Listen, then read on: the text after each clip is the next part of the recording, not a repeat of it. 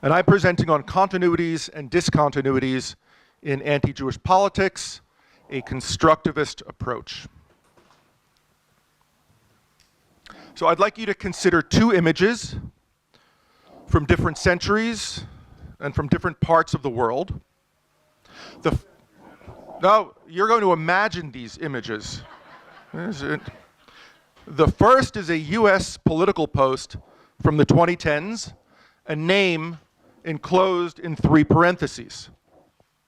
The second is a black and white photograph of a person on a street, the Jewish star fabric patch sewn to their coat.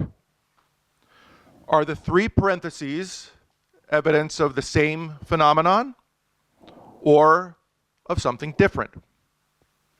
Or this, a 19th century lithograph of a dragon whose legs are snakes and whose head is Alfred Dreyfus.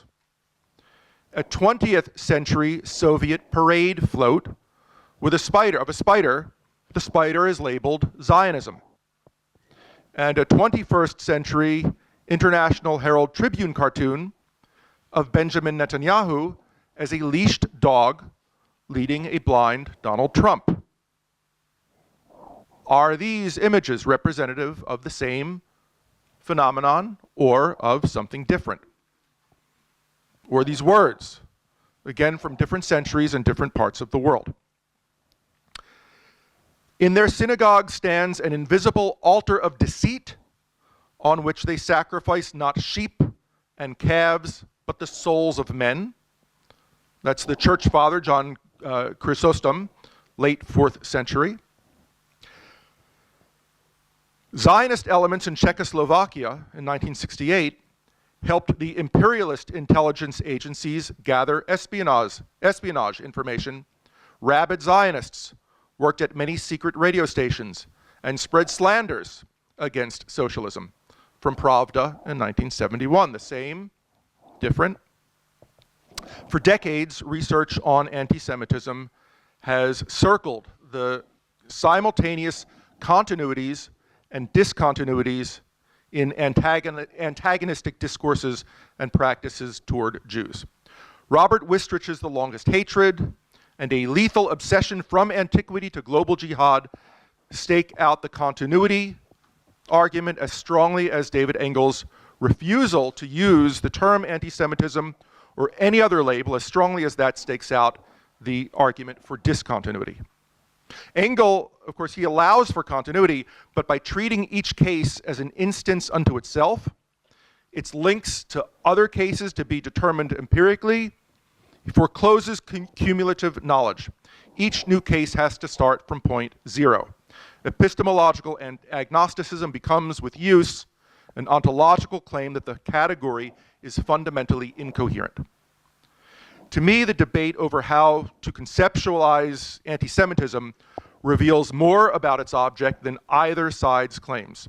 Throughout history, discourses and practices toward Jews have exhibited both continuities and discontinuities. Each side sees only half of this truth and must ignore the evidence for the other. And with apologies for being a disciplinary partisan here, and this is probably the most controversial statement that I will make, I'm a sociologist. The humanities are leading us into a cul-de-sac, and social sciences may offer a way out. Because the social sciences can help us to stop asking what anti-Semitism is, and instead to reframe the question in terms of what people do.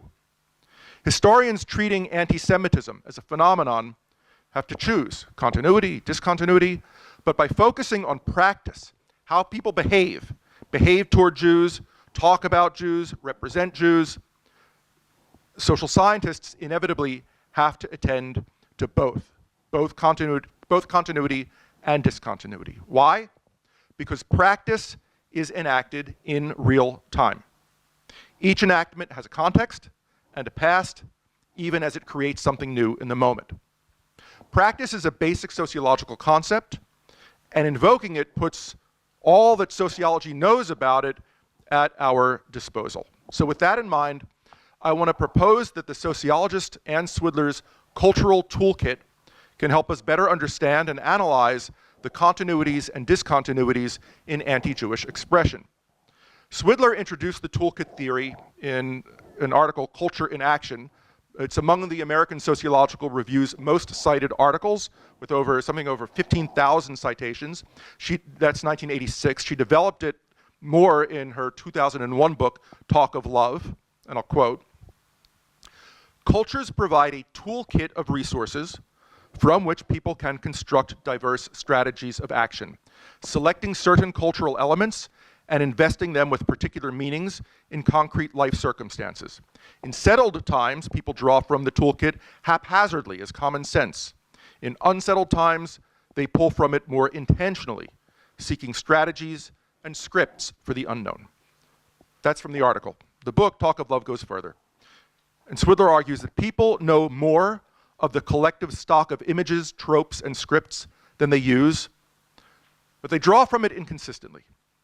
She was asking them about their marriages, and when she did that, people spoke of love as romance, and then as hard work, and then as personal fulfillment, and then on a dime, they switched to talk about love as selfless commitment. They knew the culture, they had all of these resources available, and they drew on them as it served them.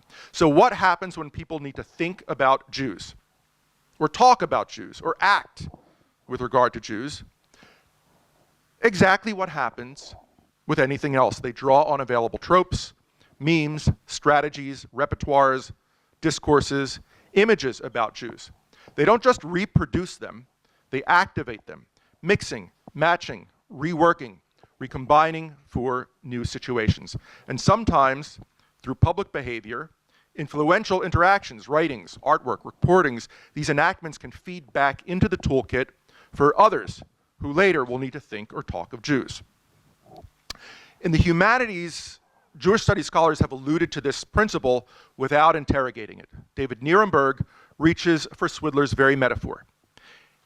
I'll quote, "Anti-Judaism should not be understood as some archaic or irrational closet in the vast edifices of Western thought. It was rather one of the basic tools with which that edifice was constructed." Susanna Heschel, responding to Engel, points to the existing stock. Quote, "Only rarely are the language and images of anti-Semitism new and original. They recreate what has already been articulated in the past." But Nirenberg does not theorize the use of tools, and Heschel overstates the constraining power of the past. A toolkit and practice approach reveals something else. Every enactment is altneu. It is simultaneously old and new.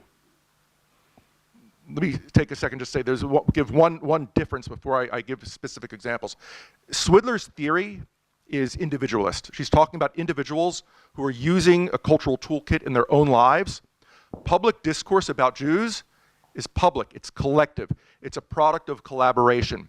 Every use as public culture repopulates the stock in ways that individual uses probably don't. Nor, with regard to public culture, nor need every participant, they don't need to know the past discourses. It's enough that only some people are influenced, whether consciously or not. Others will pick up the current usages unaware of the lineage. So for those who want to talk about Jews amid conflict or in instances where Jews are considered different, what does the toolkit offer? Tropes to mix and match. We'll take the controlling power trope. Right? Some drew on this to speak about the Rothschilds. Some draw on it to speak about Soros. Others used it to write the protocols of the Elders of Zion. Goni Wang, who is here, tells me that the United States of AIPAC is trending on DSA-connected social media. Combine controlling power with the not human trope, if you want the web-weaving spiders. Combine it with the conniving trope, if you want the protocols conspiracy. Combine it with the demonic evil trope, if you want AIPAC monsters. This suggests a research program. How can we, in a systematic way, determine the toolkit's tropes and the tropes? I'm sure that as you think about it, some will come to mind quickly for me. Parasite, alien, materialist, usurper, denier of truth.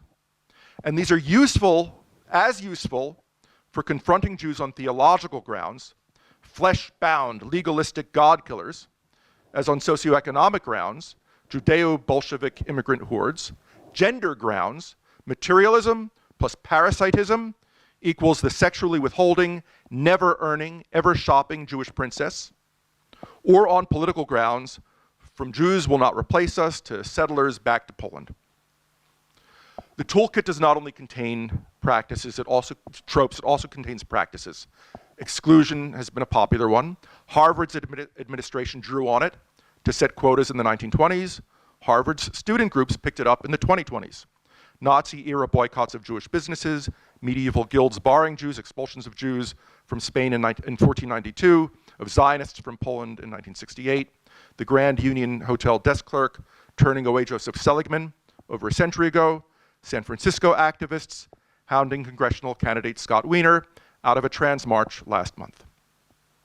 It would be as wrong to say that Gomulka's Warsaw reproduced Lowell's Cambridge as to call the trans activists heirs to Ferdinand and Isabella. Rather, each instance of exclusion restocked and refreshed the toolkit. Exclusion is not just a strategy. It's a strategy that becomes a symbol of itself, a symbol of how one might legitimately, appropriately treat Jews with whom one is in conflict, and it becomes available in very, very different situations. We could look for other resources in the Talk of Jews toolkit: symbols, iconography, discursive moves, coded language, victim inversion, victim denial. The more the toolkit is used, the more it gets refreshed, and a new generation is discovering just how rich it is and how useful its resources can be. Swidler's framework does not explain everything. Indeed, it predicts more variation than we see. And that's fine. It opens new empirical questions. How does a toolkit constrain rather than enable talk of Jews? How are uses of tropes distributed? What predicts their combinations? But the toolkit concept is premised on the combination of continuity and discontinuity. And with that, it offers modes of thinking and directions for analysis that avoid Wistrich's essentialism on one extreme or Engels' dissolution of the object on the other. Thank you.